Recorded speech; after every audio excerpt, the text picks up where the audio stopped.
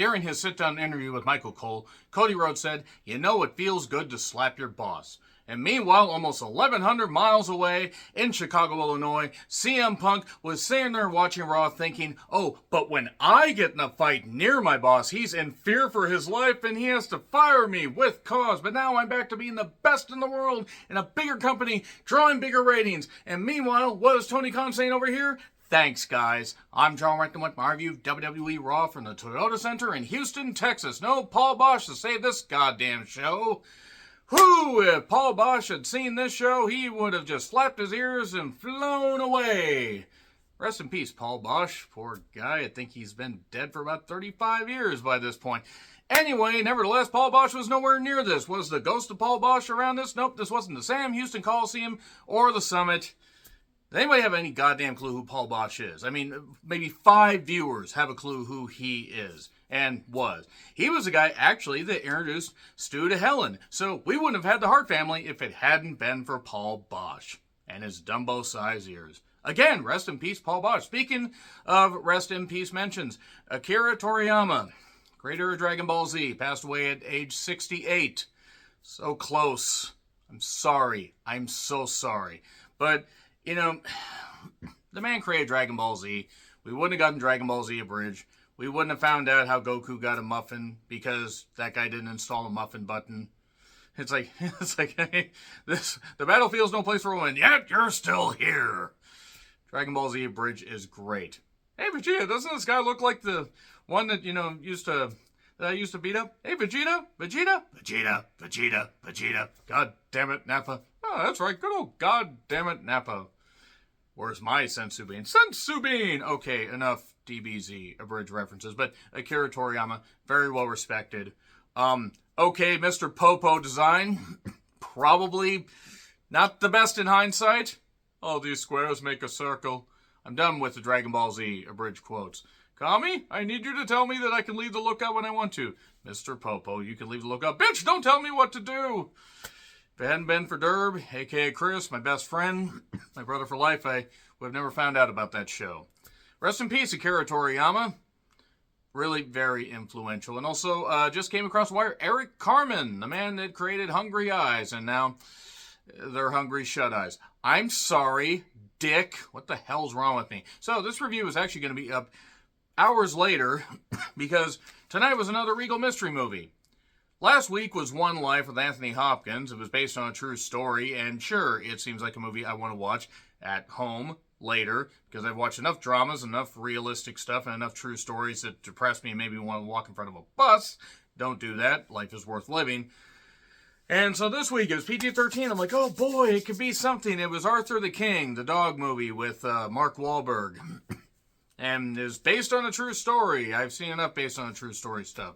So I left and decided to watch the rest of Raw. So yeah, let's get into Raw here, since this was a long way from get around my elbow to my wrist. So 19,000 seat capacity. They had almost 13,000 people there according to WrestleTix. Travis Scott apparently is a rapper, and I guess he has some fans. I realized that the only reason that name kind of rang a little bit of a bell, the more I thought about it, was the Astroworld, remember the Stampede? Remember that bullshit? I'm not saying he was at fault. I'm just not saying that. Yeah, I don't know who Travis Scott is, and I don't really want to know. Drew is all fired up. There's Punk chants. He knocks the Punk chants. He's going to tell everybody the truth or the truth. That should be a shirt. That really should. And the bigger picture is The Rock. That The Rock's the boss. And if you piss off The Rock, then he's going to slap you around. Even though Cody was the one that slapped him. And Seth shouldn't get involved in this. And he knocks America, especially, Texas in general. You don't even know the history of your own country. So let me tell you the history of wrestling. My God, or the history of the business. My God. This Drew has been hiding for a while. Rollins is here. What in the land of Oz and ruby red slippers and ruby red grapefruit douche drink, I think that's what it's called, was he wearing? I don't know. So he offered Drew a chance to give it to him from behind. I'm going to let that marinate right there. And I'm going to stop letting it marinate. It talks about him, maybe you could be by the Rock's side and you could be the chosen one and all that. And then Drew says, I have to beat you and you can't provoke me and I'm not going to beat you before that. I have to beat you for the title. And then Rollins basically says, all my problems here and then you're at the very bottom. He called Drew McIntyre a bottom on live television. This is how I interpret wrestling, folks, and if you don't like it, what the fuck are you doing here? You should know by now how the fuck I am. So, we get to near attacks like, oh no, we're getting tension. Becky's here, we go to break, a Gable package. Hey, you know what they could have done? Presented him this seriously years ago. They didn't want to. And now it's hard for me to care about Gable as great as he is. It's not like he's a young upstart like Kurt Angle. He's 37, 38. I mean, he wrestles a safe enough style, that he could wrestle for a number of years, but I don't know. Becky and Liv. I mean, just Liv all out there in fishnets, wearing shorts, and Kier, I have told you. What's wrong with you, man? You gotta stop it. You gotta control yourself. You gotta stop it. You gotta get some goddamn help. Poor Kier. Great guy. But Kier, seriously. Respectfully, sure. Okay, we all know what you're thinking. Again, I don't know what Kier's thinking. I don't know why I'm thinking half the goddamn time. But Kier, seriously, what's wrong with you? What is wrong with you? There was a point where Liv was actually trying to viciously submit Becky and get her from behind. Again, Kier, stop thinking about it. Poor Kier. We go. There's a nice sunset flip bomb, and Becky just hits the floor hard. Liv was cooking here. I would argue this is about as good as the match they had at day one. Though, Liv is a little further along, and I'll be the first to admit, I did not think that Liv was ever going to be more than another bottle blonde. Now, thankfully, I was proven wrong. Because when you first saw her, you didn't know what the fuck to think. You're like, okay, another one? They got Alexa Bliss. They got various others. Okay, she's just this. Once you hear more about her story, that Liv WWE 24, Live Forever, I think is what it was. She's worked hard. She's gotten better. Is she the absolute best in the world? No, I don't even think she would say that. I don't even think her diehard fans would say that. If you do think that, that's okay. But she's improved dramatically, and she hung with Becky. She didn't look weak at any point. She got hit with the manhandle slam, rolled outside. We go to another break. She hit, Oblivion, rolled out. That was good. Becky, got rolled outside. Then we got more, back and forth. We got a manhandle slam. 1, 2, 3. Big pop. Good stuff. Show respect. Nice start to the show. Very good stuff. I was like, okay, if that's the high watermark of the show, they did some pretty good stuff here. And then Rhea shows up. Rhea, please, we cannot focus on the show. I mean, I love seeing Rhea. I'm so happy for her and Buddy. God forbid if Buddy fumbles that. Jesus. Rhea just looks great. She speaks so well.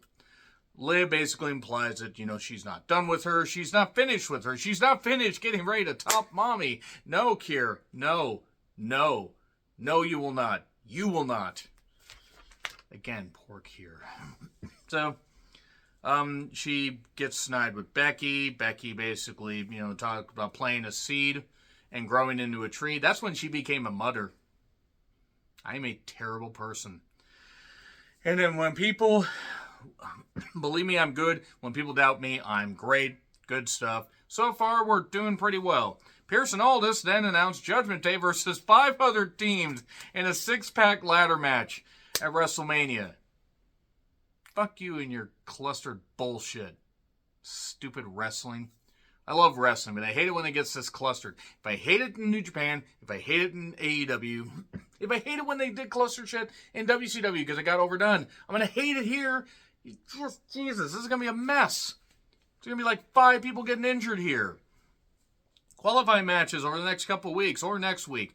And then no TV entrances for Indy and Candice against Ivy and Maxine. They then had Candace basically channel every internet troll that has apparently attacked Maxine either on the internet or at house shows, or they're turning this into an angle. The problem is, Candace has absolutely no personality, and Maxine, look, Maxine may be a fine athlete. She is not cut out to be in wrestling. I'm not saying she's at least not cut out to be in the ring. I'm not saying that she doesn't work hard. Sometimes it just doesn't work out. But Candace just goes from 0 to 60. She's like, boom, boom, boom, boom, all this. Well, if your dead brother, I thought she said if your deaf brother were here.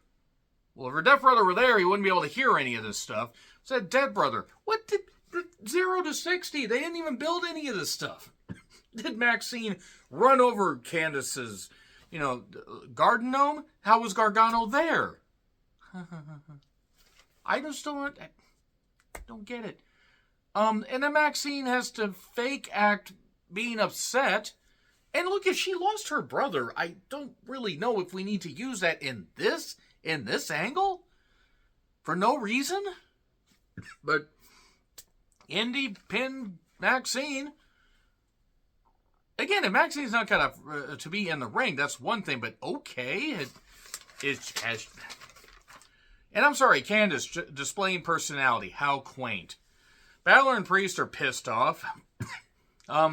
They can't face Truth and Miz tonight because they're doing media. And then here's Truth because he didn't realize what day it was because comedy. SmackDown Bloodline recaps. Cole brings Cody to the ring. All to hype up Mania and all that jazz. And it feels good to slap your boss. Again, CM Punk is shrieking and then realizing he's probably happy to be out of that company. And Cody reminded us of heel Michael Cole. I now never want him to finish his motherfucking story. Thank you, Cody. Thank you. I hope Pharaoh bites you in the groin. Bit much that, but seriously, let's just forget heel Michael Cole ever happened. And then he method acts. Obviously, family is important to Cody. I'm not knocking that. And then he mentions, how Dusty's no longer there and other family members. And my mother, she's the only one I've got left. How many birth mothers did he have? The fuck is wrong with me if that's the first place I went to? I'm going to say right now, and hiring Brandy and all that and everything, he's all hyped up. I made my feelings about Cody clear. He was fired up during some of this. If he don't win at Mania, then they blew their chance. They can't heat it up again after this. They can't. Because unless they suddenly decide to have a pay-per-view in Madison Square Garden and have Cody win there, they're really going to have to try hard because I don't see how they're going to be able to do more stuff here. And also, it's going to be Bloodline rules. He's going to overcome all that stuff because there's no way that Seth and Cody are beating Roman and The Rock. There's no way. Not unless they make it a 6-man and they had Punk in there and then they had Solo in there and then Punk beats Solo. Dear God. Because Punk's going to be back in a couple weeks. Imagine if they slot Punk into this whole thing. This is insane if they actually do that. I mean, I don't think they will. I don't think he'll be cleared. But it's interesting he's going to be back in Chicago. If Cody doesn't win, that's it. That's it. It's all over. Stop. Just don't do this anymore. So the Kabuki Warriors make their entrance after we have a couple packages from Ricochet and JD. JD, they managed to outfit his head in the widescreen. Nia then attacks Becky and Liv talking backstage and puts Liv through a table. Now Liv needs to beat Nia flat in like 5 minutes at Mania. I'm surprised they did not go with Jade versus Nia considering what happened at the Rumble. So then 2 cowboys are in the front row. 2 musicians or whatever. I don't know who they are. And then we have the entrance for Shayna and Zoe. Zoe actually was there for Paul Bosch's first Houston wrestling show. She was there for his debut match. That's the only energy I got for that. The Kabuki Warriors won because Dakota was pulling someone's leg or interfering of some variety. I don't care about the women's tag division. All the women have been featured so far here. That's good. That's pretty good in all the matches, at least so far. So, yeah, the movie was Arthur the King, by the way. I actually came back and caught up on this. Andrade El Olio is going to talk business with the Judgment Day when Dominic gets back. And then Nakamura package. It would be easier to care if he ever won a meaningful match at least. Priest then beat Truth when DIY and the Irish Club decided to interfere and do a whole bunch of clustered stuff. And Truth did do Cena's moves. Okay, that was what. Thankfully, not the Oscar move. That was pretty funny. I want to say I enjoyed the Oscars. It was kind of funny. Emma Stone winning for Best Actress. Oppenheimer winning for Best Picture. Bullshit. So anyway, the heels stand tall after another melee. And Becky challenges Nia to a last woman standing match. Unless Nia is taken out and put in traction for months, it's not worth it. Here's Jay. He challenges Jim Uso for Mania. I'm going to kick the yeet out your ass. I think he's pulling yeet out of his ass at this point. Package on Gunther's reign. Jackie then managed to count to 640 days. That's surprising to me. And she talked a little bit, and then Gunther thankfully took over to save this whole thing. So it was what it was.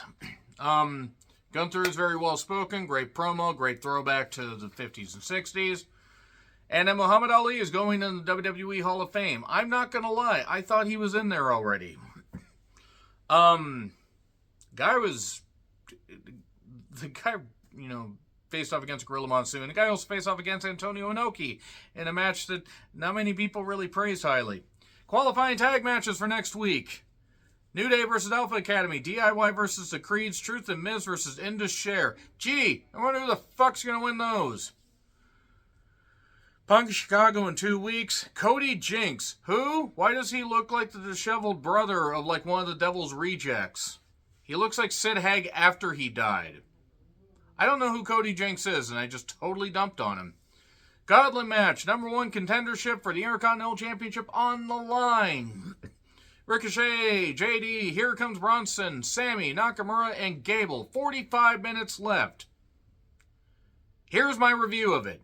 Because I'm sorry, these long matches do nothing for me, and I've seen enough of them, and even though there was some good action, it's hard to care. Ricochet beat JD, Here Comes Bronson beat Ricochet, Sammy beat Here Comes Bronson, Nakamura, and then beat Gable. But Gable's right shoulder was up. His right or his left? One of his shoulders was starting to come off the mat before the 3 count. At least what I saw. And I rewound and replayed it a few times, and it looks like his shoulder was up. So we're probably going to get Gable, Sammy, and Gunther in a 3-way. Oh my. So yeah, there you go. Also, I want to say in closing, apparently Sheamus deactivated his Twitter account, if that is still the case. Who knows? Maybe his contract's up and he just says, I'm going to go over to Boston and be part of, that Irish collection and get a check from Tony Khan. Actually, I think that maybe he just did a speculation or whatever. And also, Miro and CJ apparently have separated or are divorcing. Damn you, Bobby Lashley angle. Vince finally got his wish, breaking up a marriage after so many years. That's it for Raw. Next week, another Regal Mystery movie. This one's rated R, so maybe at least I'll be interested in that one. And then the 25th is one in Chicago. That one is a horror movie, and I love me some horror movies. So those 2 reviews will likely be delayed, I think. And then we're on the rest of the road to WrestleMania and the Raw after Mania, and then that is where I'm going to basically figure out what I'm going to do going forward for weekly Raw reviews. Spoiler, ain't going to be doing weekly Raw reviews. Sporadic. Agree, disagree, what I said, like, share, subscribe, Twitter handle in the description. I'm John Ritland. I'll see you soon.